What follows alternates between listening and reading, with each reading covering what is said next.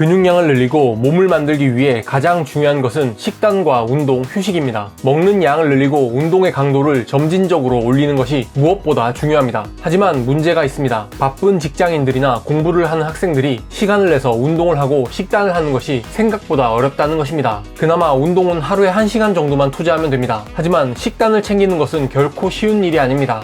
특히 마른 사람의 경우에는 입이 짧고 소화력이 약한 경우가 많아 최소 3끼에서 많게는 5끼의 식사로 나누어 식단을 해야 하는데 직장이나 학교에서 이러한 식단을 챙기는 것은 매우 어렵습니다. 그나마 처음에는 열정에 불타올라 쉬는 시간마다 억지로 챙겨 먹기도 하지만 이러한 생활은 오래 지속하지 못할 가능성이 큽니다. 일상생활에 방해가 되기 때문입니다. 그리고는 의지가 약한 자신을 탓하기도 합니다. 하지만 이건 의지의 문제가 아닙니다. 단지 방법을 모를 뿐입니다. 저 역시 직장 생활을 하며 식단을 챙겨 먹어봤지만 냄새도 나고 눈치도 보여서 오래 지속하기가 어려웠습니다. 그래서 저처럼 직장을 다니고 공부를 하면서 틈틈이 식단을 챙겨야 하는 분들을 위해 쉽고 간편하게 효율적으로 식단을 할 수 있는 방법에 대해 말씀드려 보겠습니다. 특히 소화기관이 약해 흡수가 잘 되지 않는 사람들에게 꼭 필요한 이야기이니 몸을 키우고 싶은 마른 분들이라면 꼭 끝까지 시청 부탁드립니다. 다른 운동정보 채널에서는 아직 다루지 않은 식단 꿀팁들도 알려드릴 거니까 직접 적용해 보시면 체중을 증가하는 데 분명 도움을 받으실 겁니다. 그리고 아마 본인이 무엇을 얼마나 먹어야 하는지 몰라서 식단을 어려워하는 분들도 많으실 텐데 그런 분들을 위해서 준비한 것이 있습니다. 실제 현업에서 트레이너들이 회원의 식단을 짜줄 때 사용하는 방법을 전자책으로 정리해서 구독자님들께 선물로 드리려고 합니다. 아래 고정 댓글에 링크 클릭하시고 무료로 받아가시기 바랍니다. 하루에 4-5끼로 나누어서 식사를 하라고 하면 부담스러워서 시작조차 하지 못하는 분들이 많습니다. 특히 학교를 다니고 직장 생활을 하는 분들의 경우 현실적으로 4끼에서 5끼의 식사를 하는 것이 불가능하기 때문에 음식을 먹기 편한 시간인 저녁 시간에 몰아서 칼로리를 섭취하여 안 하느니만 못한 살크업이 되기도 합니다. 만약 4끼에서 5끼의 식사가 불가능한 환경이라면 아침, 점심, 저녁만 식사를 하시고 2번의 간식을 드시면 됩니다. 간식이라고 해서 떡볶이 같은 음식을 먹으라는 것은 아니고 탄단지 비율을 어느 정도 맞춰 빠르게 먹을 수 있는 음식을 섭취하라는 것입니다. 바나나와 닭가슴살 소세지, 견과류로 탄단지를 맞춰서 간식으로 구성하면 10분 내로 먹을 수 있고 따로 조리가 필요하지도 않아 간편하게 들고 다닐 수 있습니다. 간식을 먹을 때는 꼭 탄단지가 골고루 포함된 구성으로 드시고 특히 단백질을 꼭 챙기시는 것이 중요합니다. 시간이 정말 없다면 단백질 보충제를 활용하는 것도 좋은 방법입니다. 이때도 마찬가지로 탄단지 구성을 생각하여 고구마와 견과류를 함께 섭취해주는 등 탄수화물과 양질의 지방을 함께 먹는 것이 좋습니다.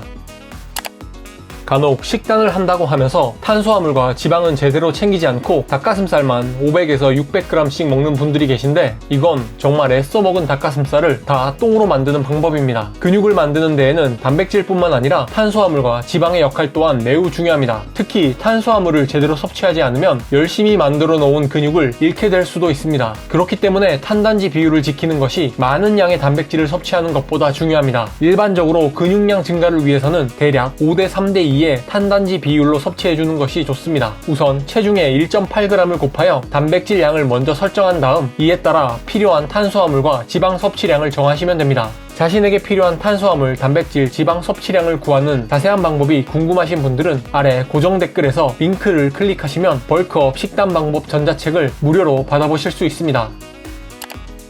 보통 근육량 증가를 목적으로 운동하는 성인 남성의 경우 체중 1kg당 1.8g에서 2g의 순수 단백질을 섭취하는 것을 권장합니다. 하지만 너무 많은 양이라 먹기 힘들다는 분들이 분명 있으실 겁니다. 체중 60kg의 남성이라면 순수 단백질 108g을 섭취해야 하는 건데 이 정도면 닭가슴살 4팩에서 5팩에 해당하는 양이라 나눠서 먹더라도 상당히 많은 양일 수 있습니다. 특히 맛있는 음식도 많이 먹지 못하는 마른 사람들의 경우 뻑뻑한 닭가슴살을 4-5팩씩 섭취하려면 쉽게 포기하게 됩니다. 그나마 시간적 여유가 있는 사람들은 때에 맞춰 챙겨 먹을 수라도 있겠지만 학교를 다니거나 직장에 다니는 사람들은 챙겨 먹기 힘든 경우가 많습니다. 만약 이러한 경우에 해당한다면 갈아서 드시는 것을 추천드립니다. 하루 섭취해야 하는 닭가슴살을 오트밀, 바나나와 함께 갈아서 식사 대용이나 간식으로 드시면 됩니다. 클린하게 드시는 분들 중에는 생닭을 삶아서 갈아 드시는 분들도 계신데 저는 귀찮아서 저렴하게 나온 닭가슴살을 아무거나 사서 그대로 갈아 먹습니다. 비위가 약해 닭비린내 때문에 먹기 힘든 경우에는 바나나와 아몬드 브리즈를 넣어 갈아주시면 닭 냄새도 잡고 탄단지도 완벽한 한 끼 식사로 만들 수 있습니다. 프로틴을 한 스쿱 함께 넣어줘도 괜찮습니다. 간혹 닭을 갈아서 먹으면 소화 흡수가 덜 된다는 이야기가 있는데 사실 씹어서 먹는 것과 갈아서 먹는 것의 단백질 흡수율은 큰 차이는 없다고 합니다. 씹어 먹어야 한다는 주장은 입으로 씹어서 분쇄하고 아밀라아제와 섞이면서 소화 흡수를 도와준다는 이야기인데 사실 아밀라아제와 섞이면서 분해가 되는 것은 탄수화물과 지방이며 단백질은 위에서 장시간 머무르면서 위액에 의해 분해 흡수가 됩니다. 그렇기 때문에 믹서기로 갈아서 먹으면 오히려 위의 부담을 줄이는 방법일 수 있습니다. 평소 위가 좋지 않은 분들은 갈아서 드셔보시는 것도 좋을 듯 합니다. 마른 사람들은 소화기관이 약하고 많이 먹으면 그대로 설사로 내보내버리는 경우가 많기 때문에 소화기관을 보완하는 노력이 선행되어야 합니다. 프로바이오틱스, 즉 유산균을 챙겨 먹는 것은 당연히 해야 하는데 마시는 요거트류는 유청이 들어있기 때문에 오히려 설사를 유발할 수 있습니다. 가능하면 알약 형태로 챙겨 먹는 것이 좋습니다. 또한 장 건강을 회복하고 열심히 먹은 것을 설사로 내보내지 않기 위해서는 장내 유익균을 증식시키는 데에도 신경을 써야 합니다. 장내 유익균은 양질의 탄수화물을 먹이로 하는데 대표적으로 현미밥이나 감자와 같은 음식이 있습니다. 이 밖에도 껍질채 먹는 사과나 당근과 같은 뿌리채소, 오트밀 등도 마찬가지로 장내 유익균 증식에 도움이 되는데 따로 챙겨 먹기가 귀찮다면 마이프로틴에서 나오는 사과 식이섬유를 구매하여 먹는 것도 좋습니다. 사과 식이섬유를 매번 구매해서 먹기엔 가격이 부담된다면 가까운 마트에서 감자 전분을 구매하여 매일 한 숟갈씩 드시면 됩니다. 감자 전분은 2-3천원에 구매할 수 있어 가성비 면에서는 상당히 좋고 아무 맛도 나지 않아 물에 타서 섭취하기도 편합니다. 그냥 먹기가 힘들다면 단백질 보충제와 함께 섭취하는 것도 방법입니다. 이때 유청을 많이 걸러낸 WPI 단백질 보충제로 섭취하시면 설사를 할 확률이 줄어듭니다.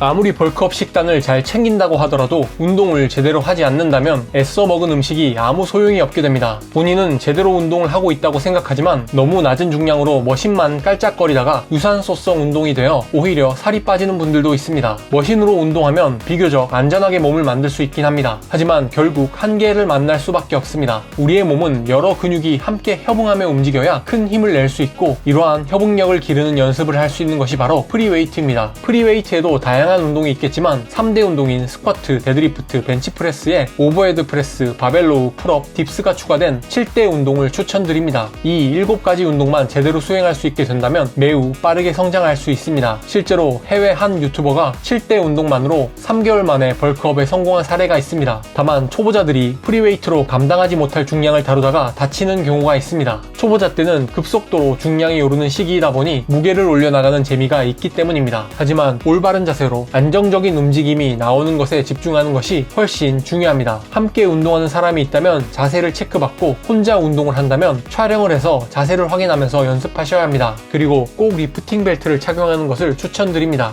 간혹 초보자들 중에서는 눈치가 보여 장비를 착용하지 않는 경우가 있습니다. 다치고 후회하지 마시고 프리웨이트로 운동을 하는 경우에는 리프팅 벨트를 올바르게 착용하시는 것을 추천드립니다. 올바른 리프팅 벨트 착용 방법은 아래 고정 댓글에 링크를 클릭하시면 확인하실 수 있습니다. 이상으로 바쁜 직장인들이나 학생들에게 꼭 필요한 체중 증가를 위한 꿀팁에 대해 이야기해보았습니다. 다시 한번 강조하지만 근육량을 늘리고 체중을 증가시키기 위해서는 며칠 해보다가 그만둘 방법이 아닌 꾸준히 할 수 있는 식단 방법을 찾고 나에게 맞게 적용하는 것이 가장 중요합니다. 오늘 알려드린 내용을 꼭 직접 해보시고 자신에게 맞게 조금씩 변형해서 활용해보시면 좋을 듯 합니다. 이후 영상에서는 벌크업을 위한 프리웨이트 운동 루틴을 구성하는 방법에 대해서도 보다 자세하게 다룰 예정이니 채널 구독하시고 정보 받아가시기 바랍니다.